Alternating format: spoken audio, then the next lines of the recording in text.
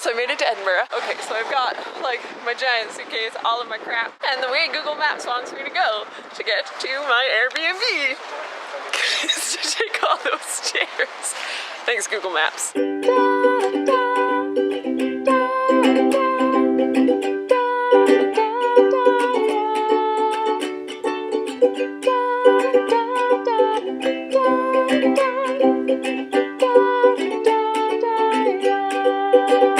So those stairs, twice as tall as they looked in that first video, because that was just the first landing and then you turned and I had to go just as many the other way. It's still alive. My chest hurts though.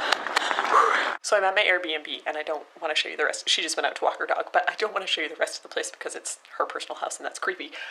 But this is the view from the sitting room window. It's the flippin' castle. Pretty cool place, but yep, that's yeah, you can even see that. Oh, there's also a cat here in case you can hear that.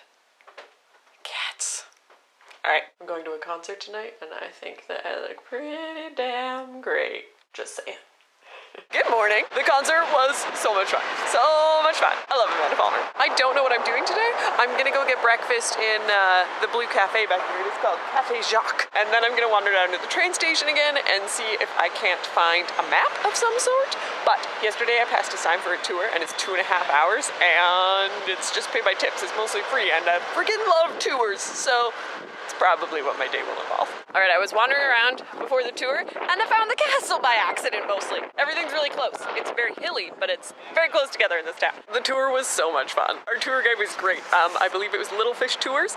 I'll put a link. He's a new company. He told us all about it. Anyways, he's been a tour guide for like 6 years. His parents are Italian, but he grew up in South Africa. But he's here because he has this Italian passport and so he's part of the EU and Brexit.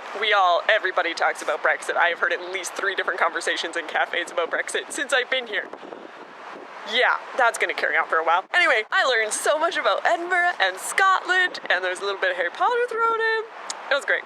It was so great. I'm not very familiar with the South African accent. It's one that always throws me. I hear it and I'm like, I can't. Where are you from? I'm assuming he knows when he's putting on a Scottish accent, which is good enough to fool me, but that means nothing. So when he's telling the Scottish history and he's saying something that somebody said, he just like would sound Scottish. And then it'd switch back to South African and it'd take my brain a second to be like, we switched accents, right? Right? And now I've dropped off my luggage, so now I'm fancy free. Footloose and fancy free, is that how that goes? Where am I? Hold on. St. Giles Cathedral. Not actually a cathedral because it's Presbyterian and they don't have bishops, but they kept the name. I learned that on my tour. The buskers here are bagpipers. That is the oldest inn in Edinburgh.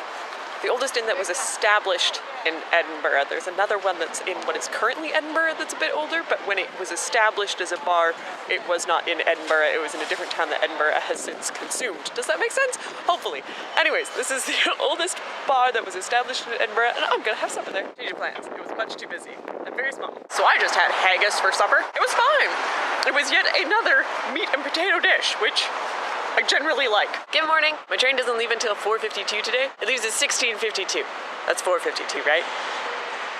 So I've got most of the day. I'm gonna do the castle, and I don't know what else. Just wander around, see if I find anything. So as part of the tour, there's so much Harry Potter stuff here. The guide pointed out the cafe that is supposedly the birthplace of Harry Potter, and I found myself wandering in that direction this morning.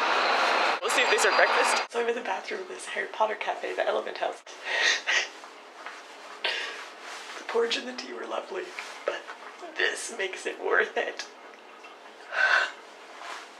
It's like when Harry and Hermione go to Godric's Hollow and there's the sign in front of the house and everybody signed it and graffitied it. Yep. Yeah. So I'm in the castle and there's a guided tour leaving from this spot in 12 minutes. I have excellent timing. That, you can kind of see it. It's big. That's Arthur's seat. I think you could climb it, but I don't have time. Hey Nathan and Carl, I found a few swords. You should have taught us to fight with those. That would have been safe. I'd like to take this time to remind you that I only ever injured myself.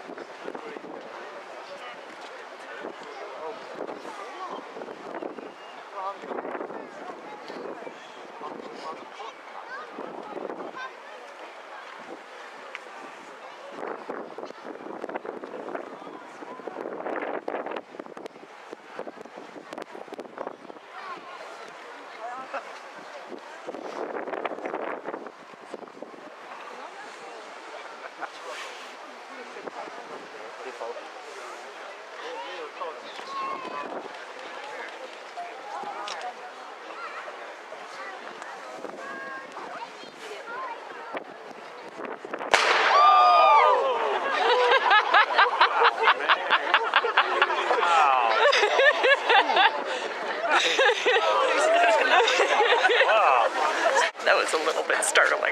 Anyway, the castle has been fun. I think I've seen everything.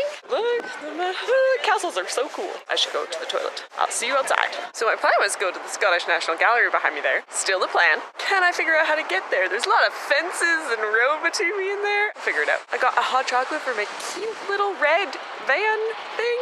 I paid too much, but the van was cute. Also, I am wearing so much North Face. My socks are from North Face. My base layers, the tights, and the shirt are from North Face. The pants are from North Face. My coat is from North Face. The backpack is from North Face. The extra sweater that I have in my purse in case it gets really cold is from North Face. The toque that is in my backpack is from North Face. It's just, yeah, no, time for a change. Good decisions. It might be too late. I may just be North Face for life now. We'll see. Just realized that they're probably not going to let me inside the art gallery with my hot chocolate, so I'm standing out here enjoying the weather. That's the monument to Walter Scott. Sir Walter Scott wrote a bunch of stuff. Ivanhoe, Waverley. It's the largest monument to a writer, I think, anywhere in the world. Also, you can climb it, so doing that later. All right, this is a nice scale model of Edinburgh. That's a castle, obviously. This is the high street along the Royal Mile, whatever you call it. Down here is Grass Market.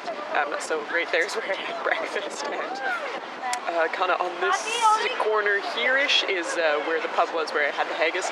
My Airbnb was just up here with the view of the castle. The concert venue was right in there. This is a cafe, old church that they've converted. It's now called the Hub. You get lots of fringe tickets there. This is St. Giles Cathedral. Like right here was where I met my tour guide. These are kind of the stairs that I had to climb up on my way up, and that is the train station, and that's the monument that I'm going to climb. And that right there is the National Gallery that is just behind me. All right, hot chocolate's done, going to the gallery. I highly recommend it. I'm terrible at reading signs. Walked right past the sign that was like, room 1, start here, and went directly to room 2. The tradition has held of my favorite paintings never being the postcards that you buy at the end. Anyway, time to go climb a monument. I just paid £5 to climb 267 steps. And apparently get really dizzy. That was a tight spiral. This is the first level. I get to learn more about Sir Walter Scott on this level. Like maybe what he wrote.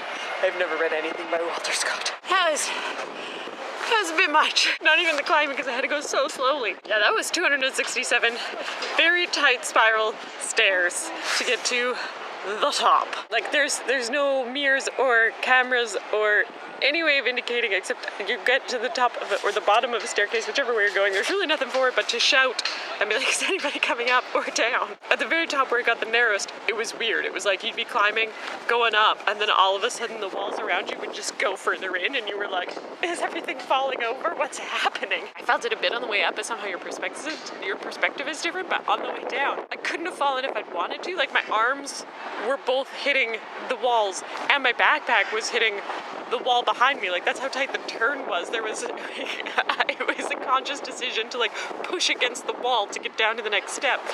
It was a bit bizarre. Normally I'm okay with heights, and it wasn't the height that was the thing. It's like whenever we do a light strike or a light hang at the theater, I'd be fine in the beginning of the night, but by the end of the night, I'm tired, and suddenly climbing the ladder is like the hardest thing I've ever done in my life. It was the same thing as going to West End. The water park, fine in the beginning. By the end of the day, I can barely climb any of those stairs because seeing between the gaps freaks me out. So somehow I was fine on the way up. I was fine for the first half of the stairs going down, and then all of a sudden the spirals and going down, it was just, I was going so slow and I'm a bit shaky and I got quite dizzy. It's fine, I'm in the fresh air now. That was an interesting 5 pounds spent, no regrets. Letty, if we make this trip, you're gonna do that by yourself because I'm out. Well, I've had a great time. Thanks for watching. Subscribe for new videos Tuesday and Friday. Bye. Peace.